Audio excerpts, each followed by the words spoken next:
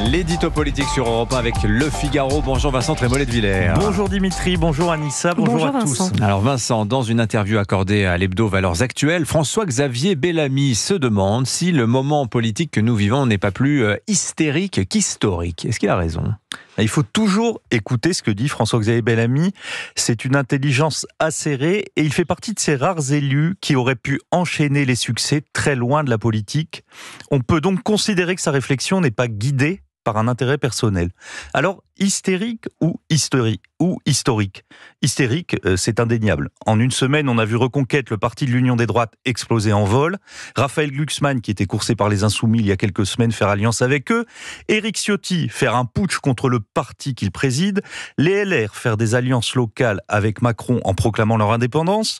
Gabriel Attal, qui demande au président de se taire, et Édouard Philippe, qui accuse Emmanuel Macron d'avoir tué la majorité, Jean-Luc Mélenchon, qui purge ses amis, et François Hollande, qui fait équipe avec Philippe Poutou. Si l'on s'en tient donc à l'écume des choses, on ne voit que de la fébrilité, des coups bas, des renversements d'alliances et des revirements. Mais cette hystérie bien réelle ne doit pas faire oublier les courants profonds qui ont provoqué cette situation, et qui, eux, sont historiques. C'est-à-dire que dans cette histoire, les personnes comptent moins que les mouvements telluriques qui les entraînent. Ce qui porte aujourd'hui le Rassemblement national, c'est moins le talent de Jordan Bardella ou la ténacité de Marine Le Pen qu'un processus enclenché depuis longtemps dans tout l'Occident et qui s'est accéléré brutalement en France grâce à la dissolution. Ce processus, c'est la révolte des classes moyennes. Depuis toujours, la sociologie du macronisme est minoritaire, mais en s'opposant à Marine Le Pen, le président bénéficiait d'un levier mécanique qui le faisait passer de 25 à 51%. Ensuite, il a donné l'impression de ne gouverner que pour sa minorité de soutien, et des pans entiers de la population, sous le coup d'une triple angoisse économique, sécuritaire et identitaire, ont cherché des débouchés politiques à leur colère, et à chaque fois, le chef de l'État leur a dit « c'est Le Pen ». Ou c'est moi. Il a ainsi fait prospérer comme personne le lepénisme, et la partie de la droite qui résistait à cette tentation en cherchant à redresser sa famille politique s'est découragée, faute de leader, donc de perspective. Dans le même temps, l'immigration est devenue intenable, la délinquance s'est répandue partout, tandis que la vie devenait de plus en plus chère. Le peuple de droite, qui n'a plus gagné depuis l'élection de Nicolas Sarkozy en 2007, a cherché hors de son camp qui pourrait être son champion. Certains sont partis vers Emmanuel Macron et beaucoup vers Jordan Bardella.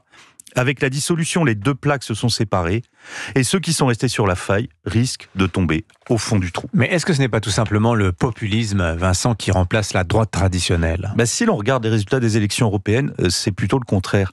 Les partis populistes plafonnent et les partis de droite, comme on l'a vu en Allemagne ou en Espagne, retrouvent leur place centrale. Même Giorgia Meloni, c'est une populiste qui prend de plus en plus les formes de la droite traditionnelle. Nul ne sait aujourd'hui si le Rassemblement national en prêtera cette perspective. Marine Le Pen continue à dire, c'était dans le Figaro, qu'elle n'est pas de droite. Pourtant, elle s'allie avec Éric Ciotti, et les duels qui se dessinent pour les élections législatives pourraient opposer dans leur grande majorité le Rassemblement national au bloc de gauche.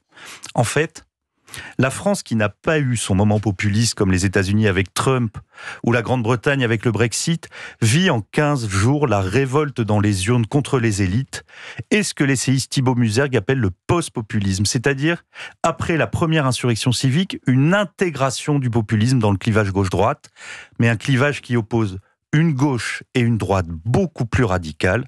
Derrière l'hystérie du moment, c'est à cette reconfiguration historique que l'on assiste. Voilà, historico-hystérique, donc la séquence politique actuelle, l'édito politique sur Europe 1. Merci Vincent Trémollet de Villers.